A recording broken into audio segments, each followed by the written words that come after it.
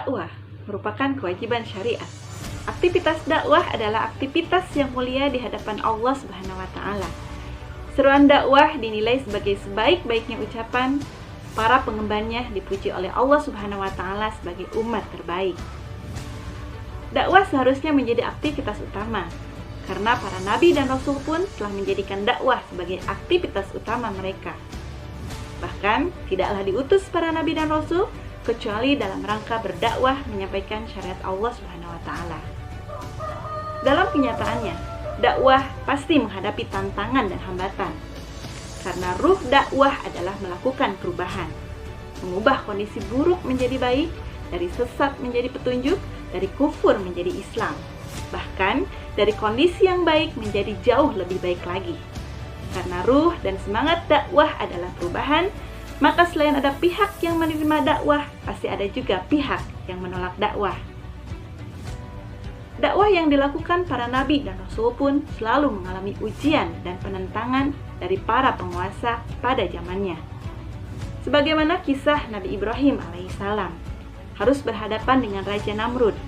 Beliau mengalami ujian berat, yakni dengan cara dibakar tubuhnya di atas tumpukan kayu bakar. Namun demikian, pada akhirnya Allah Subhanahu wa taala menyelamatkan beliau. Begitu juga dengan Nabi Musa, harus berhadapan dengan Fir'aun, raja zalim yang mengklaim diri sebagai Tuhan. Dia memburu Nabi Musa dan para pengikutnya.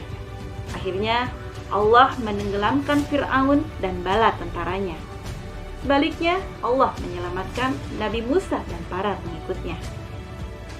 Nabi Isa pun demikian, harus menghadapi ancaman pembunuhan Raja Herodes. Akhirnya, Allah Subhanahu wa taala menyelamatkan beliau dengan mengangkat beliau ke langit. Begitupun baginda Nabi Muhammad SAW. Dakwah beliau pun tidak luput dari penentangan dan permusuhan. Berbagai cara dilakukan kaum musyrik Quraisy untuk menghentikan dakwah beliau, mulai dari cara yang halus hingga cara yang paling kasar. Pada saat itu, kafir Quraisy meminta Abu Thalib sebagai pamannya untuk menghentikan dakwah Nabi Muhammad SAW. Abu Thalib adalah orang yang sangat disegani dan dihormati oleh Nabi. Mereka berharap Nabi mau mendengar perkataan Abu Thalib agar menghentikan dakwahnya. Namun, Rasulullah menolak secara halus permintaan pamannya. Seraya berkata, "Pamanku, demi Allah, walaupun mereka meletakkan matahari di sebelah kananku dan bulan di sebelah kiriku, supaya aku menghentikan dakwah ini, sekali-kali aku tidak akan menghentikannya."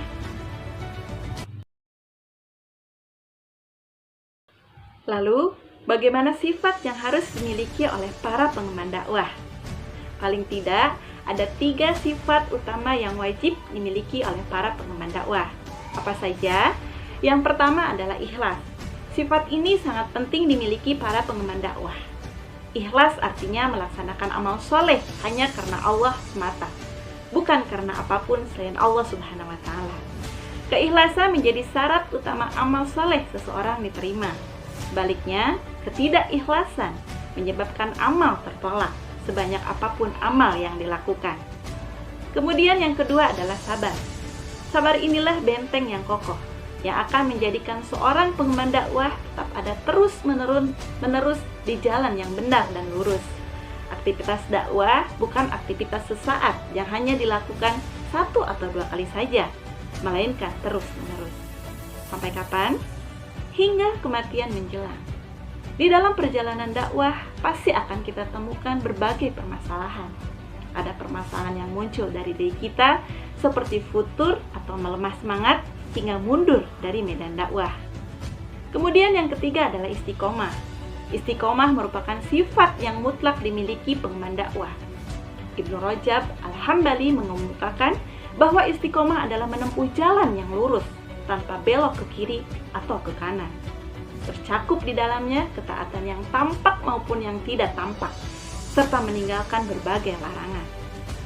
Pengemban dakwah yang istiqomah akan senantiasa konsisten menekuni jalan dakwah apapun resiko dan konsekuensinya yang dia hadapi.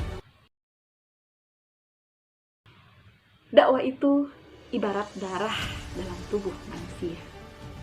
Dia harus terus mengalir dan berjalan, tidak boleh berhenti walau sesaat. Mengalirnya darah menjadi ciri kehidupan. Berhentinya aliran darah pertanda kematian. Begitupun dengan dakwah. Dia tidak boleh berhenti walau sebentar. Dengan dakwah manusia mengenal Robnya. Dengan dakwah manusia mengetahui dan menjalankan syariatnya. Dengan dakwah manusia bisa membedakan mana yang benar dan salah, mana yang hak dan batil, mana yang terpuji dan tercela.